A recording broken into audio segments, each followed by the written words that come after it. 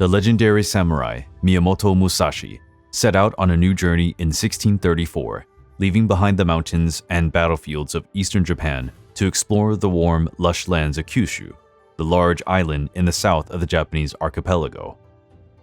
His reputation was ahead of him. Feudal lords and samurai from all over the region had heard stories of the invincible warrior, the master of the two swords, and the founder of Hyoho Niten Ichiryu. He was admired by some, feared by others, but all acknowledged his prowess.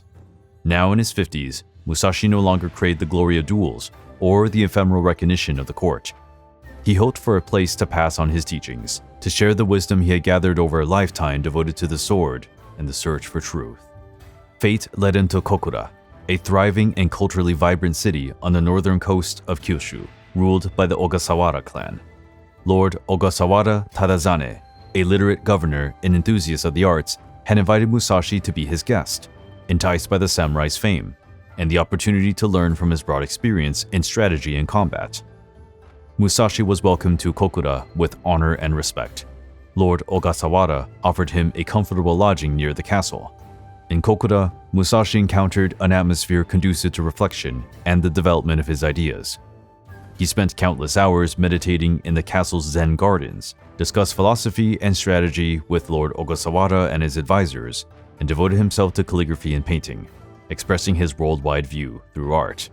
The stay in Kokura was a peaceful and productive period in Musashi's life.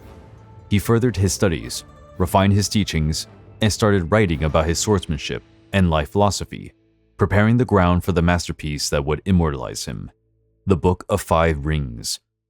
The peaceful and calm life in Kokura was suddenly upended in the winter of 1637. On the Shimabara Peninsula, just a few kilometers away, a civil rebellion broke out, led by impoverished peasants and Christians persecuted by the Tokugawa shogunate. Sparked by the oppressive government, high taxation, and religious intolerance, the Shimabara Rebellion rapidly became a threat to the region's stability. Thousands of rebels, armed with farm equipment, stolen swords, and unrestrained fury, attacked villages, temples, and fortresses, swearing revenge on their oppressors. Lord Ogasawara, loyal to the Tokugawa shogunate, did not flinch at the call to suppress the rebellion. He gathered his samurai and prepared to march to Shimabara, bent on reinstating order and the authority of the government. Despite his old age and his search for inner peace, Miyamoto Musashi did not evade his duty.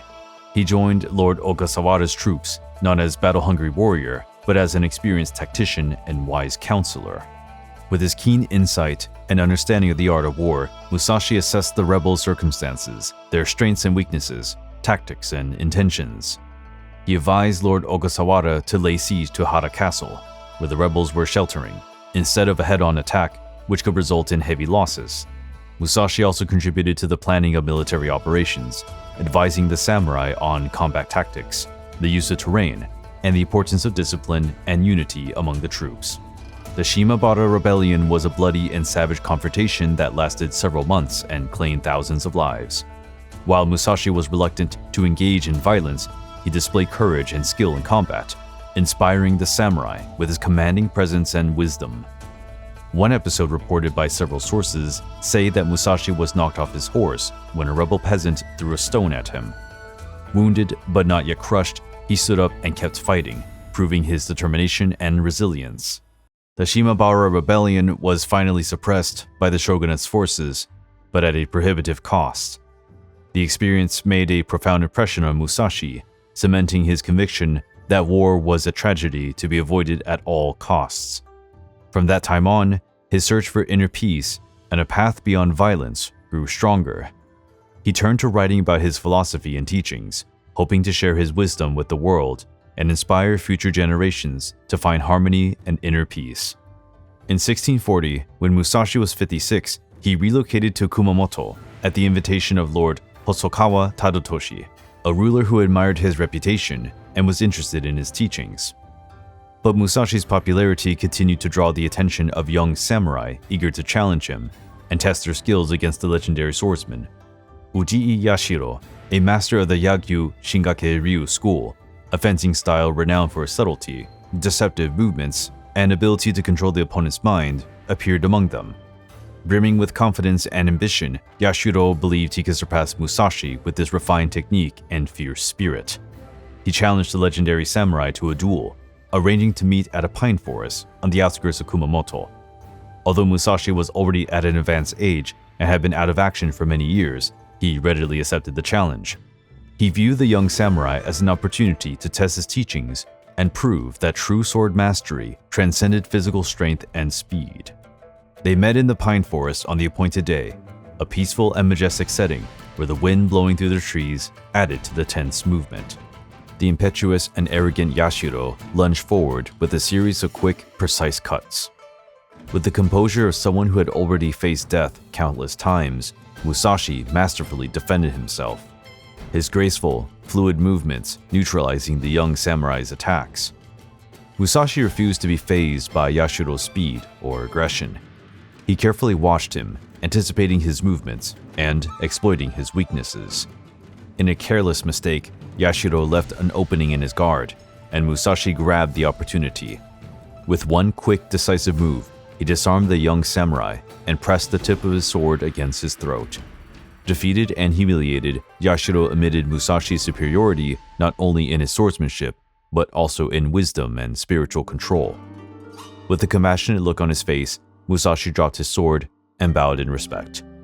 He no longer wished to humiliate his opponents, but to pass on his teachings and nurture a new generation of samurai based on respect, discipline, and the search for inner peace. The encounter with Yuji Yashiro was Miyamoto Musashi's last battle, a fitting end to the career of one of Japan's most illustrious warriors. He had proved that a samurai's true strength lies not in youth or speed, but in the wisdom acquired over the years, the mastery of the spirit, and a profound understanding of the sword. The duel against Yuji Yashiro was the final echo of the rage of the sword in Miyamoto Musashi's life. He then devoted himself entirely to the quest for inner peace and to pass on his teachings, aware that his journey as a samurai was ending. Looking for a shelter for his last days, he secluded himself in a mountain cave, where the wilderness and solitude encouraged him to reflect and contemplate.